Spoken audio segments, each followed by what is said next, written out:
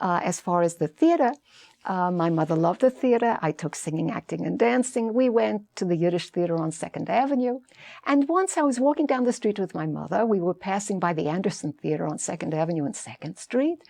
And I don't know why, my mother said, why don't we go upstairs there in the Anderson? Maybe there's somebody there.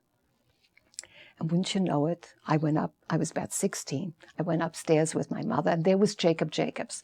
Jacob Jacobs was the last of the, he used to call himself the letzte Mohicano, the last of the Mohicans. He was still doing Yiddish theater on 2nd Avenue. He was writing it, he was producing it, he was directing it, he was everything. So he came up, there he was. My mother started talking, and she spoke a knackediker Yiddish, I mean a Yiddish von Yiddishland.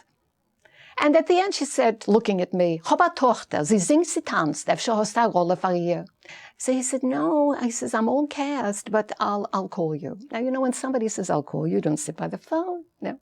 But he called the following week.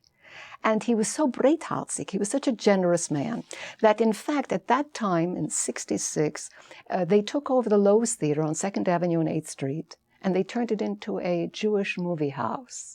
Ben Bonus, Mina Byrne turned it into a Yiddish movie house. They started to show Yiddish films, and between the films, they put up a vaudeville show. And this was his competition, Jacobs. He said, he called up, he says, listen, I have a part for you. You still interested? I said, yes. He says, I'll introduce you. So he said, I'll meet you in front of the theater, and I'll introduce you to the producers, then you audition. So there he was. It's like a wedding. He met me at the doorway, walked me down the aisle to audition for Mina and Ben Bonus. I auditioned. I got into their vaudeville show.